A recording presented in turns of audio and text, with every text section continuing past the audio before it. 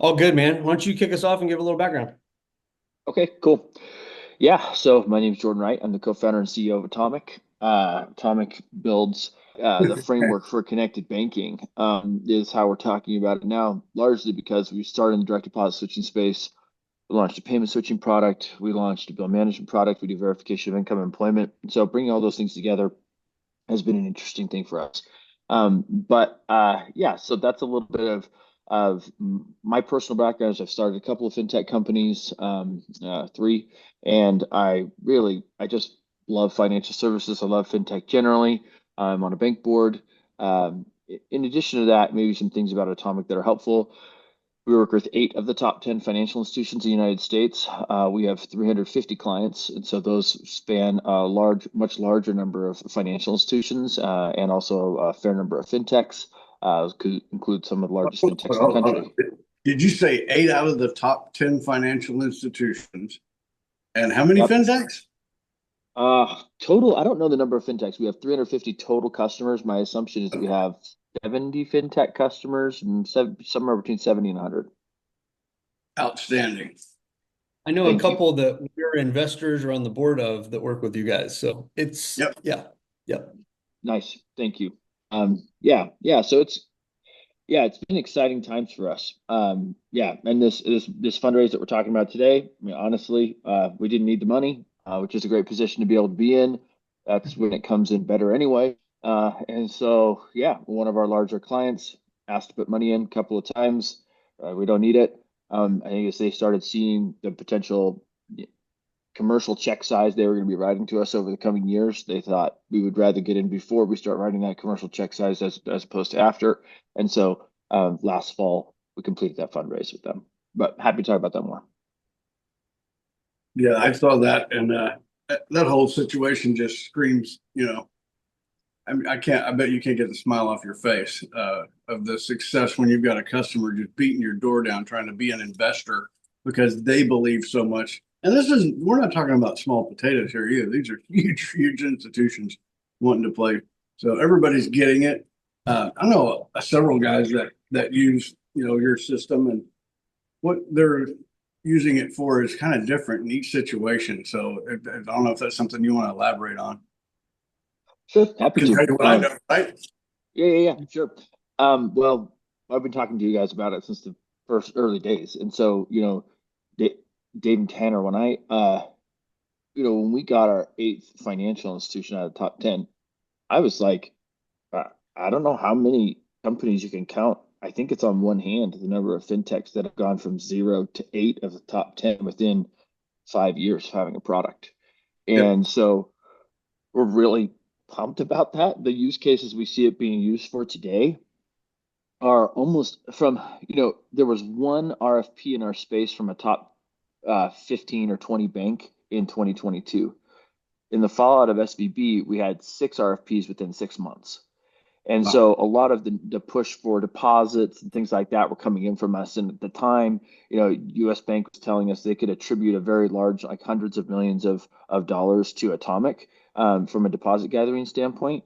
And so if we were able to perfectly time that narrative, US Bank was the only one that had already gone live out of the top 10, to be able to scoop up not just 8 of the top 10, but I think we have 14 of the top 25, including a couple of takeaways from competitors in last year. So, yeah, I mean, and the use cases they're using it for, almost always it starts with, okay, let's just allow consumers to switch their direct deposit when they sign up for a new checking account. And then we launched some really cool partnerships with the Finicities of the world, the Amexes of the world, those sorts of groups as well, where now those systems can identify off us where the paycheck is being sent, more is being sent off us than on us, and make a recommendation to consumer to different savings opportunities and things like that. So everything from account opening for direct deposit switching through to let's strengthen the relationship after the fact. We are being used for. We have great relationships with payroll systems, ADP being one of them, to be able to allow for a experience that doesn't require username and password sharing in order to update direct deposit information. But I think of the more exciting pieces for us, at least, and the reason we raise this money is more around our bill management philosophy and where if you think about bill pay, where that's been the last 20 years in a decline, steady, We've talked to a couple of financial institutions that foresee sunsetting that product in the next 3 to 5 years because of limited use, it going below 3 to 5% usage in their client environments. They're looking for what is that next sticky product that somebody comes and invests in, and then we come in and we can actually help that consumer be better with their money through several different things. But anyway, that's probably, I think half of those top 10 clients are working on signing for that product right now. Yeah, one of the things I think is so cool is splitting up a direct deposit. So we put, this much in my wife's savings account, this much in our checking account, and then I'll move this much over to, let's say it's a FinTech card program or whatever. Okay, so we can load from that there, and then from that FinTech program, I can do all kinds of different things for bill pays or other things that I want to do. But I make one move to split my direct deposit into 3 separate pieces and to have that allocated. This kind of takes away from the idea that, I have to load this thing from some other source, right? I'm just direct deposit right into it. And so it creates a level of, you just take what I just said, and make you sit back in your chair and go, son of a gun, what could we do here, right? And it gets exponential as to what your choices are as a consumer, which, man, isn't that what we all want?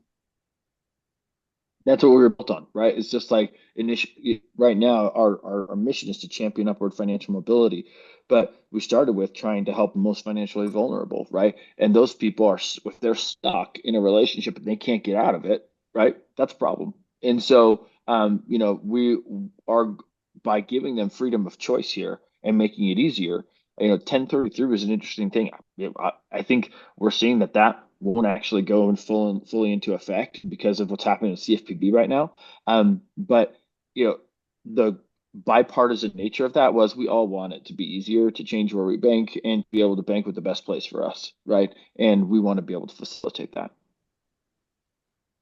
That's a good call out. I think one of the things guys have been watching is, and I think you touched on, Dad, it's like fractionalizing at the individual transactional level, right? From all different inflows, outflows, transaction types, but breaking a single transaction into multiple pieces for multiple use cases is like, whoa, there's so much more here than we all saw before once you plug in that concept. Yeah, I agree. But one thing I think is important to note, when we started fundraising our first round, and I said this all the way through our Series B, I told investors this isn't more than $100 million a year business if we just stay in direct deposit switching, right? Because that's exciting, that's great, right? But honestly, it's relatively easy to switch where your paycheck is going, or modern HRIS systems allow you to do some of this stuff yourself who wants to, but you could, right? The more difficult part is actually moving over all of your payments, right? That's moving over you've got 20 ACH or 10 ACHs or whatever it is. You got credit card payments coming out. Moving all of that information over is a much harder part of this process. And so having cracked that nut and then being able to take that and say, now let's take that consumer, and they've connected their AT&T bill for payment, for switching their payment over. And now we can tell them, and we're seeing some interesting on this. Like, for example, we thought when we started this cell phone optimizer product that the lowest income consumer would be the greatest impacted by this. But what we're seeing is that they actually have their cell phone provider situation dialed in really, really well. But probably the 3 of us don't look at that cell phone bill very often. Middle income Americans don't look at it very often, right? But if we can get in there and we can say, like, as happened with my co-founder, he and his family went on an international trip. He set up international phone lines for him and his wife. Got back and started working on this product. And then he's like, oh my gosh, my wife's international cell phone plan has been on for the last 6 months. And this is a $40 or $50 a month expense that he just wasn't looking at, right? That he thought he turned off his, but he had failed to turn off his wife's, right? And so I think, this sort of solution would be able to identify things like that, not only identify them, but actually turn them off, right? And I think that's, if you look at where financial services is going, right? This is more of I hear people saying, okay, yeah, we talk about all this AI stuff and these AI agents, like, show me one in real life. I'm like, we're live with customers right now with one in real life where, we're really protective on the AI rails that are allowed to run in this thing. But fact of the matter is, we can identify that you're paying for insurance on 2-year-old phones and recommend you turn that off and then turn it off for you, right? We can do those sorts of things that are going to provide savings to consumers. And for financial institutions, what I'm really excited about is we have our financial institutions, and the data shows that 60+% of consumers are not profitable to bank for any given customer of ours, right? And then they're unprofitable to the degree of between $80 and $150 a year. Well, if you refer that consumer over to one auto insurance policy, you make that net zero or slightly profitable in year one. And there's other opportunities to do that. But when you just see the transaction come through, this person paid $183 this month to Progressive, right? Or whatever it was, right? Versus Atomic goes in and we can see they have a $250,000 deductible. They have, 3 drivers and they have 2 different cars in the policy, all that sort of stuff we see. We could go shop that policy and it's a pre-qualifier that's way, way better for that consumer. That's the future. And it's not selling the consumer that hard. It's just like, hey, consumer, you're paying $250 a month. We found your equivalent policy for $230 a month. Do you want us to sign you up for it? And now that financial institution is making money off of that referral of that consumer to the financial service to the insurance provider monthly, as long as the policy is in place, right? So those sorts of things, we build profitability. We want to build profitability back into consumer banking for our customers, and I think that these are some of the ways we can do it. I can't get the And credit for their off the face, customers. y'all. This is stuff we talk about all the time, about the amount of information that is being captured inside of an institution that's not being taken advantage of in a positive way for both the consumer and for the, for the bank itself. And you can, multiply that on the business side too, but there's just, AI allows so many cool things to happen. But of course, you've got, I don't want to say this, I shouldn't say this. I'm going to say this on TV, okay? Here we go. They're just stupid people. Like, we could change the lending process. I'm like, and you could also get in one hell of a lot of trouble trying to do that. Totally. There's so many other easier ways that are right under your nose, but you don't think about the amount of information you're capturing or seeing because you actually don't see it. Very few people actually go in there and start looking at everything that's going through in and out of their institution. And for you guys to take a look at that from a holistic perspective and say, hey man, we're moving money here, right? Whether it's coming in or whether we're moving this money out. And you found the barriers to transferring an account was on these other areas that you wanted to attack. And then once you're in there, you discover all these other opportunity zones that came with it. Beautiful use. Thank you. But I would also say the same thing on the AI front. Like, we've been on this major AI roller coaster at Atomic for the last 3 years, right? And you're like, holy cow, this thing's amazing. And then the next day you're like, this thing is so stupid. Why can't I do like this little thing that is just so easy, right? And then you're just up and down and up and down. And we experienced, like on this product, for example, last fall, we were like, this thing's going to be amazing. But we're also like, wow, there's going to be like no competitive barriers because it's so easy. And so, right. But then we're asking it for recommendations on ways to save money on somebody's cell phone bill. And they're like, oh, just don't pay state sales tax. And you're like, that's not possible, right? So you tell it that and you give it guidelines, and then it recommends it again, even though your guidelines are in place, right? Yeah. So it's just like these sorts of things are, and so so things that we use it for are, hey, let's hand it a ball of data and say, give this back to me in this JSON format so that I can use it to make good recommendations. And we've preset 6 to 8 recommendations, right, on the cell phone provider front, right? Because we can't trust it to give it more than these 6 to 8 recommendations and any other recommendations thrown out. That's one example, but could you imagine? I mean, I just mentioned our clientele. There's no way you could roll something out in that clientele that is recommending that somebody not pay their state sales tax for their cell phone bill, right? And so. Anyway, yeah, AI has been cool, but it's also stupid. Stupid. Yeah. Part of the whole, man. I understand. Hey, so I got a question for you, Jordan. Just watching, I know you and I have talked about this so many times over, probably the better part of a decade, right? Watching all of the FinTech side of the world. Even back, I think when you and I were talking about it, it was more like, I don't know if we even called them FinTechs. They were like challengers, and now it's more like, is Walmart a FinTech? Is Home Depot a FinTech, right? This evolution and watching these, these large merchants and retailers that are doing cool things in financial services. And some of those things, maybe it's a debit card, a checking account, has a sponsor bank, et cetera, right? And just watching this evolution, and I just wanted to see what do you get a feel from? I know you're looking at tons of the data, looking at the large institutions, looking at the fintechs, everything else, and obviously the news story and the narrative, and just generally what's your thoughts and feel on things right now? Yeah, so we do see a lot of data, so I have to be a little bit cautious here in what I talk about. But That's I why I will asked you, say, man. I was trying to be cautious. yeah. Thank you. But look, fintechs are doing great right now. Neobanks, challengers, if you want to call them, they're doing great right now. And we see, like, however, in between, I want to halfway through 2020 and halfway through 2023, that 1 year period of time, we probably saw 20% of our fintechs go out of business we're working with, right? So that was not my happiest time. That's for sure. That was a tough time. Yeah. However, I do see opportunities. Like, we see a lot of fintechs that are doing very, very well right now. Very well right now. Yep.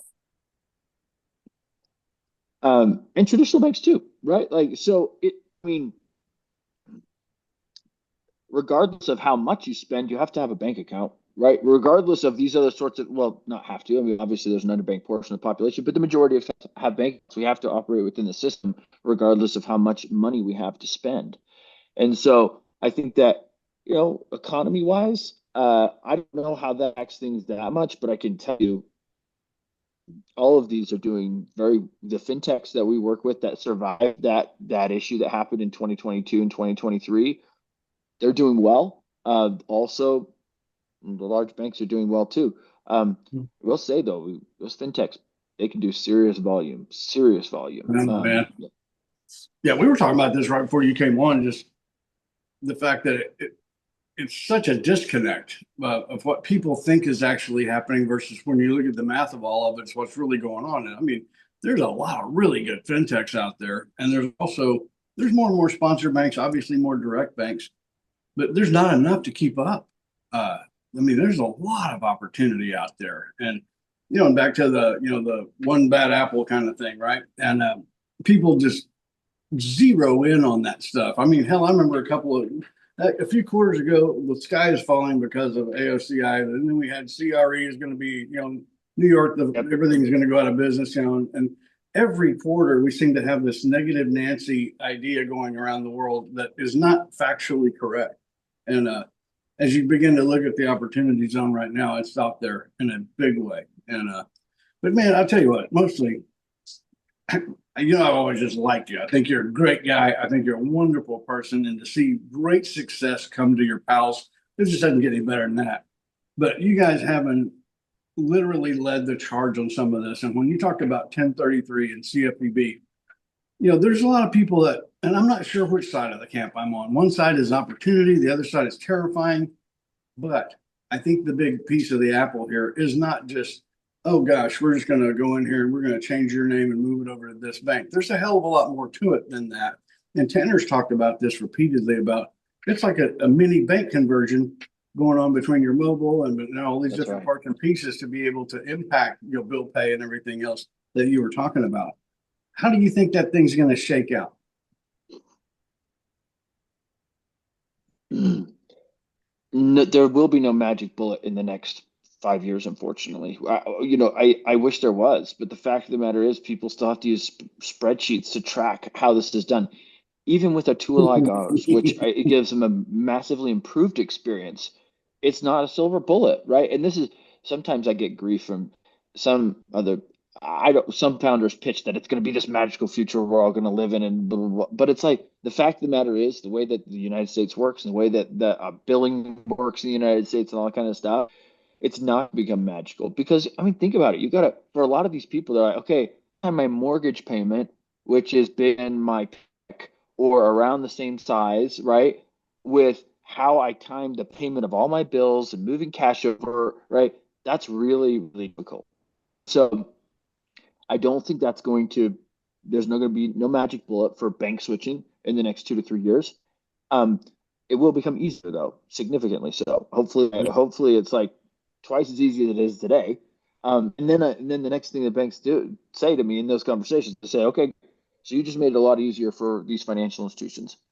now I'm going to be bleeding customers, right? I'm like, well, it's time to provide some real value to those customers, right? And I get that consumer banking is being pinched. I totally understand that, right? So let's find a way to make money off consumer banking in ways that we haven't before. And that's where some of these opportunities come in. Like, hey, you got all these products you're buying that I get to see since I'm your bank, and I can find you cheaper ways to get those products. I can find you better ways to get those products. So, and let me work with local merchants. Let me figure this out, and then I'll capture a portion of the value for doing that. And that's what we Yeah. do with these bill management products and things like that, is that we can come in and actually do that with them. So This is great. hopefully that answers your question. Tanner has pounded this so much to Hmm. people. You can tell the people that have this great pie in the sky and a wonderful story, and users get to make choice. And it's like, you obviously have not ever done anything, because when you realize the things that you were just talking about, Jordan, how this actually connects to that, and how there's 100 different systems here that are going to have to automatically, magically talk to each other to make this a seamless process. And it's just not reality. Yeah, we're talking about real time. I mean, imagine a real time online banking conversion, and anybody who's ever been in that space just laughs. It's like, yeah, right. It's a mess. I've done a zillion of them, and rarely do they even go smoothly, and they take 6 months. It's bumpy. I think something you hit, Jordan, that grabs me is and I've heard this from you since I was a skeptic, and now I think you've fully pulled me to your side, and it's used better vocabulary than I do. But your thesis has always been you can't be an isolationist, or walled gardens no longer work, right? And that you've got to provide value, not just entrapment to the customer base, right? And I think I've looked for a long time at sort of the very old and established nature of banking and systems and everything else. And I see that really well. And it's like, man, that is a lot to break down, a lot of walls to break down, right? And I think your stance is more like, well, it's going to happen and it has to, otherwise somebody's going to break us down, right? And I think I've just watched that become more and more true. And I think it's just hopeful, man. It's an inspiring thing to watch, is to your point of, whether, especially if you look at the individuals and the people that are attributed to those stories, it's like, wow, this is a good thing. We are becoming better. So anyway. Yeah, I agree, Tanner. And the other thing that I would say along those lines is we have to figure out a way. I don't believe in an 8 bank system in the United States for consumers. While we mention them and we highlight them, it's a great win for us. But we don't want there to just be 8 banks. We want there to be a plethora of banks. We want there to be many that exist, and I want that as a consumer. I think that's the right thing for our economy. But consumer banking is getting harder and harder and harder for smaller financial institutions to compete with, and so that's why you know they have difficulties given their technology providers and things like that. And so we're in there trying to fight to get access to their online banking system, to get access so that these solutions can be rolled out there. But the fact of the matter is, larger banks can control their interface, and so they can roll out these things faster, right? And it's frustrating for me, very, very frustrating for me to be in this situation where I'm like, okay, how do we get these smaller FIs rolled out? And basically, the way we do it is we get 50 of their customers of these online banking providers to kick them in the balls until they allow it, right? Until they allow, and so like that's a frustrating situation to have to be in. But that's also something I'm conscientious of with you guys. I love that you are supportive of that group. I've wanted to be supportive of that group of the smaller financial institutions. But we have to keep pushing there because it is hopeful. There is I love that this is the way banking is going to evolve in the United States. I worry about who will be left behind in it because I want them to be at the table too. And so and given the pinch we're seeing in consumer banking, I think we need to be very conscientious of this as we move forward and make it better. Love it. Well, man, one thing I get from bankers, I get this question a lot. I can see what the fintechs are kind of doing. I don't know how they do it, but I do see what they're doing, right? And when we talk about this consumer segment, man, I mean, they've just walked off with it. They've done a really good job there. Hats off to them. But they always ask me, well, who are the companies that actually help facilitate some of this stuff? I really don't know who those companies are. You're actually talking to one of them right now. This is the deal of where the bankers fall apart sometimes, is they don't realize who they should be talking to. And obviously, 8 of the top 10 have figured it out. but it's pretty cool, you know, that we can have you on here and have watched your journey all the way through from start to you know, this achievement level is really neat. Hats off to you. But it's also something that I think more bankers should try to engage with people like you, hear your thoughts, you know, hear your opinions about things, because a person that's done this back to back to back, okay, I think his opinion matters a lot more than somebody that's over here pontificating at CFPB about a wonderful world that doesn't exist. Yeah, I mean, Tanner, you mentioned final thoughts too. I'll just say, like, when I talk to people and I hear, I mean, in closed room, behind closed doors sorts of conversations, I think you share this ethos, which is why I like the two of you so much. My plan is to be in this industry until I'm dead. I'm never going to stop working. And so you do things differently when you have a longer term perspective of the relationships that you're going to have to make and keep and maintain over time.